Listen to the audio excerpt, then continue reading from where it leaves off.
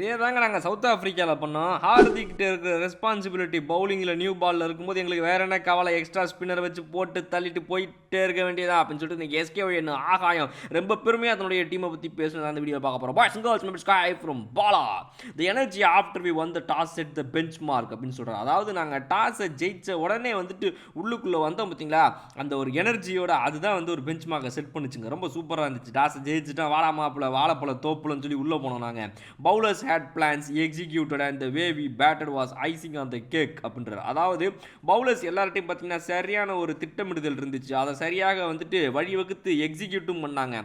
அது மட்டும் இல்லாமல் பார்த்தீங்க அப்படின்னா எங்களோட பேட்டிங் அப்படின்றது வந்துட்டு ரொம்ப சூப்பராக இருந்துச்சுங்க. கோயில் அபிஷேகம் பண்ணதை பார்த்தீங்க நீங்கள், அதுக்கப்புறம் திலக் வர்மா பண்ணதை பார்த்தீங்க. நாங்கள் வந்து பல வர்ம கலைகள் அந்த மாதிரி வச்சுருக்கோம். நாங்கள் அதுதான் வந்து இந்த பேட்டிங் தான் வந்து ஐசிங் அந்த கேக்கு. அதாவது வந்துட்டு எல்லாம் ரைட் ஓகே, அதுக்கு மேலே கடைசியாக தூக்கி வைக்கிறது இருக்குல்ல, அதுதான் மாசு அப்படின்ற மாதிரி சொல்கிறாரு. We did the same in South Africa. நாங்கள் இதே தான் வந்துட்டு சவுத் ஆஃப்ரிக்காலையும் நீங்கள் நிறைய பேர் நினச்சிட்டுலாம், என்னடா அது ஒரே ஒரு பேஸ் போலர் டீமில் எடுத்துகிட்டு ஸ்பின்னர்கள் எடுத்துக்கிட்டு இப்படி போகிறாங்களா அப்படி போகிறாங்கன்னு சொல்லி. அதே தான் இங்கேயும் ஹார்திக் அப்படின்றவர் வந்துட்டு ஒரு நியூ பாலை நல்லா போடக்கூடிய ரெஸ்பான்சிபிலிட்டியை கையில் வச்சிருக்கும் பொழுது நமக்கு என்ன வருத்தம் சொல்லுங்கள் நீங்கள். ஸோ அவரை நீங்கள் வந்து ஒரு ஆல்ரவுண்டராக ஒரு 4வது பவுலராக பயன்படுத்துறதை தாண்டி 2வது பவுலராகவே நம்ம வந்து ஓப்பனிங்லேயே ஸ்பெல்லில் யூஸ் பண்ணுவோம், பவர் பிளேயில் ஸ்விங் பண்ணட்டும், அதனால் ஸ்விங் பண்ணுறாரே அவர் அப்படின்னு சொல்லி நியூ பால் அவர் கையில் கொடுத்தோங்க. ஸோ அதனால் எங்களுக்கு என்ன நடக்குது அப்படின்னா, ஒரு எக்ஸ்ட்ரா ஸ்பின்னர் ஆடக்கூடிய ஒரு இது கிடைக்கிது எங்களுக்கு, ரைட்டுங்களா.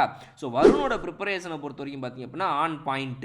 ஹர்ஷ்தீப் சிங்கும் பார்த்தீங்க அப்படின்னா அந்த எக்ஸ்ட்ரா ரெஸ்பான்சிபிலிட்டி எடுத்துக்கிறார். ஓகே, நம்ம தான் இப்போ டீமில் வந்து சீனியர் பவுலர் T20 பொறுத்த வரைக்கும் கும்ராவெலாம் வந்து கூப்பிட்றது கிடையாது T20 பக்கம். அதனால் அவரே இல்லாமல் நம்மளாக இருக்கும்போது என்ன பண்ணுறோம் ஏது பண்ணுறோங்கிறத நம்ம வந்து கட்டுக்கோப்பாக வச்சு டீமை வழி நடத்தும் போது நமக்கு எல்லாமே தனியாக வந்து நடக்க ஆரம்பிச்சிடும் இல்லைங்களா அப்படின்னு சொல்லி அவர் வந்து இந்த ரெஸ்பான்சிபிலிட்டி எடுத்துகிட்டு விளையாட ஆரம்பிக்கிறார். அதனால் வந்துட்டு எங்களுக்கு வந்து எந்த ஒரு பிரச்சனைகளும் இல்லாமல் நல்லபடியாக போயிட்டு வச்சுக்கோங்க. இன்னொரு பக்கம் சக்கரவர்த்தி அவர்களை பொறுத்த வரைக்கும் பார்த்தீங்க அப்படின்னா அவருடைய ப்ரிப்பரேஷன் ரொம்ப ஆன் பாயிண்ட் இருக்குதுங்க. வந்தமா நறுக்குன்னு போட்டோமா அப்படின்றது வந்து ரொம்ப அழகாக தன்னுடைய என்ன இயல்புக்கு என்ன பவுலிங் போட முடியுமோ அதை மேட்ச்சில் எப்படி எக்ஸிக்யூட் பண்ண போகிறோம் அந்த சினாரியோஸை வந்துட்டு ஒரு ப்ராக்டிஸ்லேயே வந்து ப்ரிப்பரேஷனில் ரொம்ப பாயிண்ட்டாக இதுதான் நம்ம ப்ராக்டிஸ் பண்ண போகிறோம்னு சொல்லி பண்ணுறாரு. அதனால் அந்த நிறைய வேரியேஷனை ரொம்ப பண்ணாமல் கரெக்டாக அவர் பாயிண்டில் அடிக்கக்கூடிய விஷயங்கள் வந்து எங்களுக்கு ரொம்ப யூஸ்ஃபுல்லாக ஆகுது அப்படின்னு சொன்ன இவர்.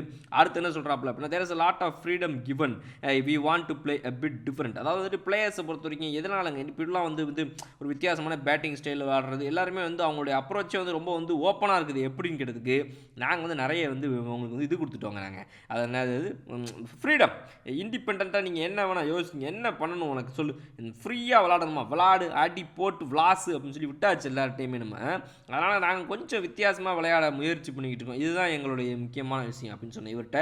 த fielding is one area we have been working really ஹார்டுங்க. நாங்கள் ரொம்ப ரொம்ப ரொம்ப நம்ம கான்சென்ட்ரேட் பண்ணி விளையாடிட்டு இருக்கிறது எங்கே அப்படின்னு பார்த்தீங்கன்னா எங்களுடைய இது ஃபீல்டிங் ப்ராக்டிஸ். அதை பொறுத்த வரைக்கும் பார்த்தீங்க அப்படின்னா ஹாஃப் சான்சஸ் எல்லாத்தையுமே நம்ம வந்து ஃபுல் சான்ஸாக மாற்றுவோம். அதாவது சின்ன சின்ன இடங்களில் நமக்கு வந்து ஒரு வாய்ப்பு கிடைக்குது, அதை பரவாயில்ல ஃபுல்லாக மாற்று, இது கிடைச்சா கிடைக்கும், இந்த விக்கெட் ஒருவேளை போனால் அப்படி கிடையாது. ஹாஃப் சான்ஸ் தான் இருக்குதா, ஒருவேளை விக்கெட் கிடைக்க வாய்ப்பு இருக்கா, ஃபுல் எஃபர்ட்டையும் போட்டு அது விக்கெட்டாக மாற்று, அதைத்தான் நாங்கள் பண்ணிக்கிட்டு இருக்கிறோம். அதனால் வந்து இதுதான் எங்கள் டீமுடைய ஃபீல்டிங்கான வித்தியாசத்துக்கு காரணம். நிறைய எஃபர்ட்ஸை போட்டுக்கிறோம். அதே மாதிரி எங்களுடைய ஃபீல்டிங் வந்து நல்லாவே நீங்கள் இன்றைக்கி பார்க்கும்போது கண்ணுக்கு எதிராக உங்களுக்கு தெரிஞ்சிருக்கும் இல்லைங்களா, அதுதான் காரணம், வேறு ஒன்றும் கிடையாது அப்படின்னு சொல்லிட்டு எஸ்கே இன்னும் ஆகாயம் கிளம்பி போயிட்டு வந்துட்டாப்புல. இன்னொரு சூப்பரான வீடியோலாம் அவங்களுக்கு பார்க்குறேன். அது வர்ற உங்களை வந்து விடுபடுத்துங்கள் போல. Okay bye.